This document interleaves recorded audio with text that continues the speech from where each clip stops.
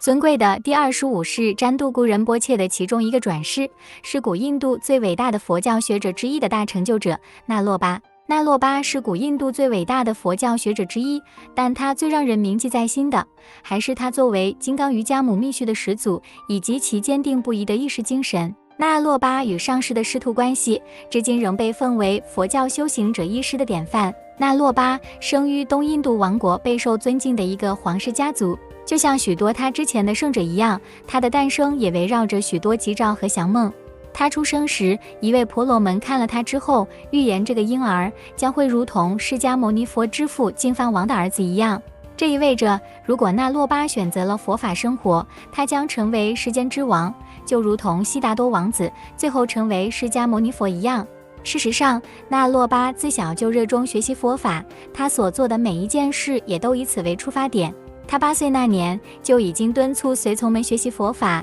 并提醒每个人关于无常的真理。11岁那年，那洛巴离开宫殿，远赴克什米尔学习佛法。他追求佛法的精神，很自然地就把他带到了当时世界最有名的佛教寺院那烂陀寺研习佛法。不久后，那洛巴在那烂陀寺的几百位著名学者中脱颖而出，被选为该寺4大门守护者的其中一位。身为北门守护者，他负责跟任何一个企图进入寺院北门挑战佛教哲学体系的人进行辩论。根据当时习俗，他如果输了，整个寺院的僧侣都必须认同该名挑战者的哲学观点。由此可见，这并不是一般人所能承担的巨大责任，这是一个备受尊敬的职位，只会授予那些精通经典和辩经的人。然而，那洛巴的一生不止于此，他最终还是遵从了金刚瑜伽母的忠告，离开了那烂陀寺。金刚瑜伽母曾化身为老妇人，并吩咐那洛巴去寻找自己的上师大成就者帝洛巴。当那洛巴一听到上师的名号时，心中顿时升起一股强烈的信心。于是他毅然放下一切，离开那烂陀寺。当时全寺上下无不为失去了这么一位伟大的大师而感到难过和失望。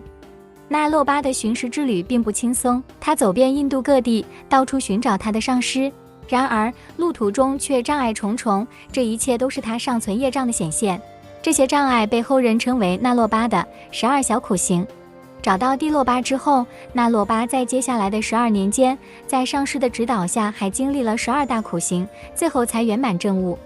尽管困难重重，那洛巴从未对上师失去丝毫信念，心中不起一丝疑惑。无论上师叫他做什么，他依然坚定不移，专心致志地依师而行。